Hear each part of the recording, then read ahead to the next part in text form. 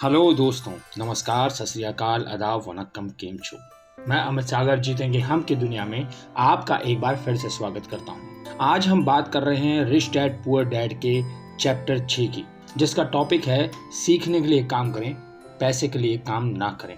तो आइए जानते हैं कि इस चैप्टर में रॉबर्ट हमसे क्या कहना चाह रहे हैं।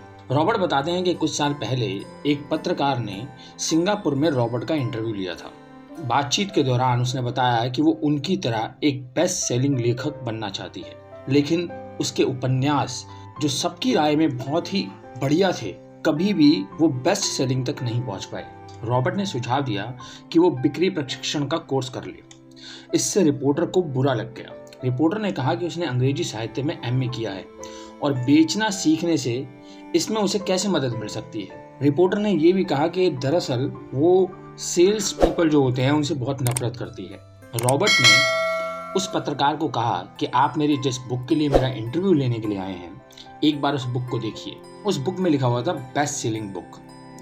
तो रॉबर्ट ने उस पत्रकार को कहा कि क्या आपको पता है कि मैं एक अच्छा लिखने वाला लेखक नहीं हूँ, बल्कि एक बेस्ट सेलिंग लेखक हूँ। तो इस पर उस पत्रकार ने जवाब दिया कि वह कभी भी इतना नीचे नहीं गिरेगी कि उसे बेचने के लिए सीखना पड़े, और वो इंटरव्यू छोड़कर चली गई। हमारे चारों तरफ ऐसे बहुत सारे प्रतिभाशाली लोग हैं जो वित्तीय दृष्टि से जूझते रहते हैं, यानी फाइनेंशियली हमेशा सफर करते रहते हैं। उस रिपोर्टर की तरह एक व्यावसायिक परामर्शदाता के शब्दों में, वे महानता से बस एक योग्यता की दूरी पर होते हैं। इसका मतलब ये है कि हमें से बहुत ज्यादा लोग विशेषज्ञता हासिल कर लेते हैं। अगर हम बस एक और योग्यता हासिल कर लें और उसमें माहिर बन जाएं, तो हमारी आमदनी में बहुत भारी उछाल आ जाएगा। जब पैसे की बात आती है तो ज्यादातर लोग एकमात्र योग्यता जानते हैं, और वो जानते हैं कि कड़ी मेहनत करना। उन्हें ऐसा लगता है कि अगर हम कड़ी मेहनत करेंगे तो हम बहुत सारा पैसा कमाएंगे और हम अमीर बन जाएंगे। जबकि बहुत सारे लोग ऐसे हैं जिनके अंदर बहुत ज़्यादा स्किल्स हैं, बहुत टैलेंटेड है, लेकिन इतना सब कुछ होने के बावजूद भी वो कभी भी बहुत ज़्यादा पैसा नहीं कमा पाते, क्योंकि उन्हें अपने स्किल्स को बेचना ही नहीं आता। तो अगर वो रिपोर्टर विज्ञापन की कॉपीराइट या बिक्री का कोई कोर्स कर लेती और उसके बाद किसी विज्ञापन एजेंसी में नौकरी कर लेती, तो वो सीख जाती कि करोड़ों डॉलर का मुफ्त प्रचार कैसे करना है। एक ऐसी योग्यता जिसका इस्तेमाल वो अपने उपन्यास को बेस्ट सेलर बनाने के लिए कर सकती थी। मतलब कि अगर उसे वो लिखने में बहुत अच्छी थी, शायद रॉबर्ट से भी बहुत अच्छी थी, लेकिन उसे ये पता नहीं था कि वो अपने स्किल्स को किस तरह से बेचे, जिसकी वजह से वो बेस्ट सेलर नहीं बन पा रही थी। विशेषज्ञ बनने के बजाय, जैसे कि बहुत सारे लोग करते हैं, जिनमें रॉबर्ट के गरीब डैडी भी शामिल थे, रॉबर्ट ने नई योग्यताएं सीखने पर जोर दिया। उन्होंने कहा कि ऐसा नहीं है कि आप सिर्फ एक ही चीज में विशेषज्ञ बन जाएं, इसके बजाय आप तरह तरह की अलग अलग योग्यताओं को सीखने का प्रयास करें। अमीर डैडी हमेशा रॉबर्ट को इस चीज के लिए प्रोत्साहित किया करते थे कि वे बहुत सारी चीजों के बारे में थोड़ी थोड़ी जानकारी रखें। इसलिए रॉबर्ट और उनके मित्र ने बड़े होते समय ढेर सारे अनुभव हासिल करने के लिए इतनी सारी नौकरियां की। ज्यादातर लोग सुरक्षित नौकरी पाने और अल्पकाल में वेतन तथा लाभों पर ध्यान केंद्रित करने के लिए कड़ी मेहनत करते हैं। इसकी बजाय उन्हें ऐसी नौकरी खोजनी चाहिए जहां वे उन योग्यताओं को सीख सकें जिनकी उन्हें ज़रूरत है। हमें ये देखने की ज़रूरत है कि हम किधर बढ़ रहे हैं। हम क्या आगे की तरफ बढ़ रहे हैं, हम कुछ नया सीख रहे हैं, या हम सिर्फ अपने अगले महीने की सैलरी के बारे में ही देख पा रहे हैं। रॉबर्ट कहते हैं कि वह एक दीर्घकालीन दृष्टिकोण रखने की सलाह देते हैं। पैसे और सुरक्षा की खातिर काम करने के बजाय दूसरी योग्यताएं सीखने के लिए नौकरी कर लें। कई लोग इसका प्रतिरोध करते हैं क्योंकि वे परिवर्तन के लिए तैयार नहीं होते। ये बिल्कुल जिम में जाने जैसा है। हो सकता है कि आपको शुरू करने के लिए खुद को राजी करना पड़े, लेकिन व्यायाम खत्म होने पर आपको खुशी होगी कि आपने ऐसा किया। रॉबर्ट अपने विद्यार्थियों से पूछते हैं कि उनमें से कितने मैकडॉनल्ड से ज़्यादा हैमबर्गर बना सकते हैं। ज़्यादातर अपने हाथ खड़े कर लेते हैं, लेकिन जिस वजह से मैकडॉनल्ड करोड़ों कमा रहा है, वो नहीं कमा रहे हैं। और वो इसलिए है क्योंकि मैकडॉनल्ड बिजनेस सिस्टम में उत्कृष्ट है। मतलब कि वो बर्गर तो नॉर्मली बनाते हैं, लेकिन उस बर्गर को कैसे बेचना है, उसकी क्या मार्केटिंग स्ट्रेटजी है, ये मैकडॉनल्ड की खासियत है। संसार गुणी गरीब लोगों से भरा हुआ है। जी बिल्कुल, इस दुनिया में बहुत सारे ऐसे गुणी लोग हैं जो गरीब हैं।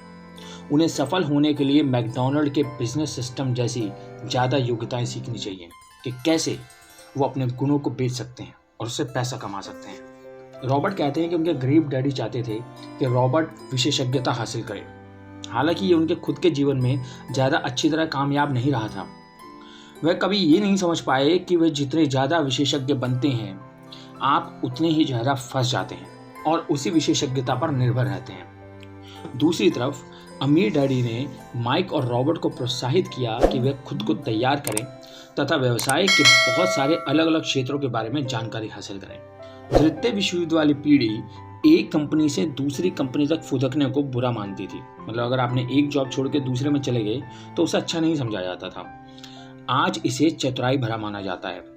इससे आपको ज़्यादा सीखने में मदद मिलती है और लंबे समय में लाभ होता है। रॉबर्ट बताते हैं कि सफलता के लिए आवश्यक मुख्य प्रबंधन योग्यताएं कौन सी हैं। पहला है कैश फ्लो का प्रबंधन, कि किस तरह से आप अपने पैसे का मैनेजमेंट करते हैं। दूसरा, सिस्टम का प्रबंधन, आप कैसा सिस्टम बनाते हैं। तीसरा, लोगों का प्रबंधन, यानी ऐसे लोगों की टीम तैयार करना जो आपके लिए काम करे। बिक्री और मार्केटिंग सबसे महत्वपूर्ण विशेषज्ञीकृत योग्यताएं हैं। संप्रेषण योग्यताएं जैसे लिखना, बोलना और सौदेबाजी करना सफल जीवन के लिए अत्यंत महत्वपूर्ण है। ये वो योग्यताएं हैं जिन पर रॉबर्ट लगातार काम करते रहते हैं। अपना ज्ञान बढ़ाने के लिए वो हमेशा कोर्स करते रहते हैं या कोई भी शैक्षणिक संसाधन खरीदते हैं। रॉबर्ट कहते हैं कि हम सभी को अच्छे शिक्षक और अच्छे विद्यार्थी बनना चाहिए। सचमुच अमीर बनने के लिए हमें पाने के साथ साथ देने में भी सक्षम होना चाहिए।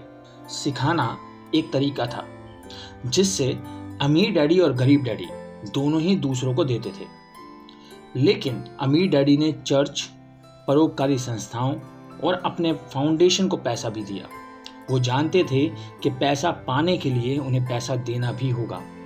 जबकि गरीब डैडी हमेशा ये कहते रहते थे कि पैसा तब देंगे जब उनके पास थोड़ा और अतिरिक्त पैसा बच जाएगा। लेकिन उनके पास कभी अतिरिक्त पैसा बचा ही नहीं। दो और आपको मिलेगा, इस पर विश्वास करने की बजाय उन्होंने इस पर विश्वास किया कि पाओ और फिर आप दोगे। किसी संभावनाशील नौकरी को छोड़कर दूसरी नौकरी करने में अल्पकाल में कोई खास लाभ नजर नहीं आता, लेकिन आप जो योग्यताएं सीखेंगे, जो ट्रेनिंग लेंगे, वो लंबे समय में आपको ज़्यादा संख्याओं की ओर ले जाएगी। आप जिसे अपना पेशा मानते हैं उसके बाहर की योग्यताएं सीखने से आपको लाभ होगा। मतलब कि ये कि जिस भी फील्ड में आप लोग काम कर रहे हैं उस फील्ड के अलावा भी आपको और अलग अलग चीज़ों के अंदर ट्रेनिंग लेनी चाहिए, सीखना चाहिए। चाहे वो किसी भी माध्यम से हो सकता है, किसी बुक के माध्यम से हो सकता है, या आप कोई शॉर्ट टर्म कोर्स ज्वाइन कर लें। कुछ भी जिस स्किल्स को आप कर रहे हैं उससे अलग हटके, ताकि आपको उस स्किल्स के साथ साथ और चीज़ों की भी जानकारी बढ़े और आपको हर चीज़ का थोड़ा थोड़ा ज्ञान हो। तो ये बहुत इम्पॉर्टेंट है।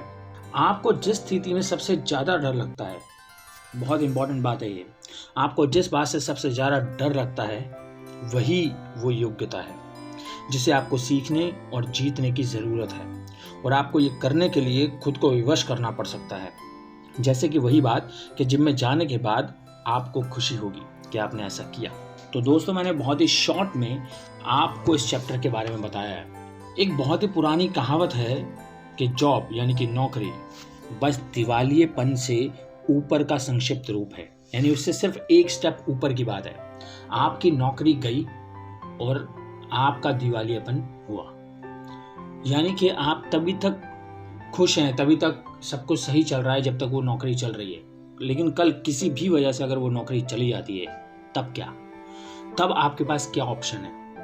तो हमेशा अपने ज्ञान को बढ़ाते रहिए और साथ में और चीज़ों की शुरुआत करते रहिए, ताकि आप हमेशा सिर्फ अपनी नौकरी के ऊपर डिपेंड ना रहें। रॉबर्ट कहते हैं कि मैं युवाओं को सलाह देता हूँ कि वो कमाने की बजाय सीखने के लिए नौकरी की तलाश करें। अगर वो नौकरी करना चाहते हैं तो सिर्फ एक ही जगह पर ना बंधे रहें, अलग अलग जगह पर अलग अलग टाइप की नौकरी करने की कोशिश करें ताकि उनका ज्ञान अलग अलग चीज़ों में बढ़ सके। जीवन काफ़ी कुछ जिम में जाने जैसा ही है। सबसे दर्द भरा जो हिस्सा है वो है जिम में जाने का निर्णय लेना।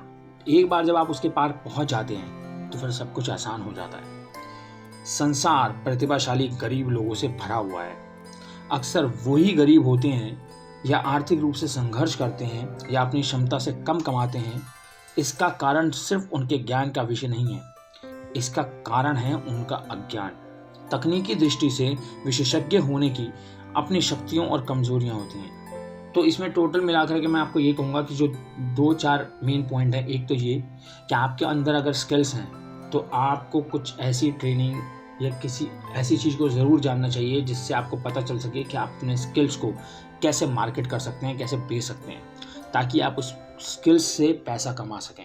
स्किल्स होना ही सिर्फ काफ़ी नहीं है, उस स्किल्स को बेचना, उसकी कला सीखना भी बहुत ज़रूरी है।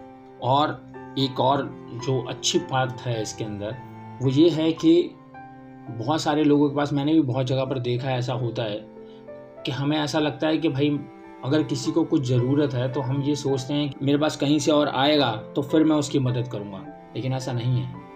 यूनिवर्स का ये नियम है कि अगर आप किसी को देते हैं तो बदले में आपको मिलता है, लेकिन लोग इसे उल्टा समझते हैं। वो सोचते हैं कि अगर जब पहले मुझे मिलेगा तब मैं किसी को दूंगा। नहीं, आप अगर किसी की मदद कर सकते हैं, आपको लगता है कि आप उसकी मदद करने के लायक हैं, तो आपको उसकी मदद करनी चाहिए और इस बात में श्योर रहना चाहिए कि वो रिटर्न होकर के हमेशा आपके पास वापस आएगा, बल्कि बढ़ करके ही आएगा। तो दोस्तों, मुझे उम्मीद है कि आपको ये चैप्टर बहुत अच्छा लगा होगा। अपनी राय मुझे कमेंट बॉक्स में कमेंट करके ज़रूर दीजिएगा। मिलते हैं नेक्स्ट वीक इसके नेक्स्ट चैप्टर के साथ, जो कि है चैप्टर 7, जिसका टॉपिक है बाधाओं को पार करना। इसमें आप जानेंगे कि किसी अमीर आदमी और किसी गरीब आदमी के बीच में जो मूलभूत अंतर होता है वो होता है कि वो अपने डर से मुकाबला कैसे करते हैं। तो इस चैप्टर में हम लोग जानेंगे कि कैसे एक अमीर आदमी और एक गरीब आदमी अपने डर से मुकाबला करते हैं और कैसे वो जीतते हैं या कैसे वो हारते हैं। तो मिलेंगे नेक्स्ट वीक एक नए चैप्टर के साथ। तब तक रखिए अपना बहुत सारा ध्यान, खुश रहिए, मुस्कुराते रहिए और इस बात को हमेशा अपने मन में रखिए कि चाहे कितने हो गम, पर जीतेंगे हम। जय हिंद।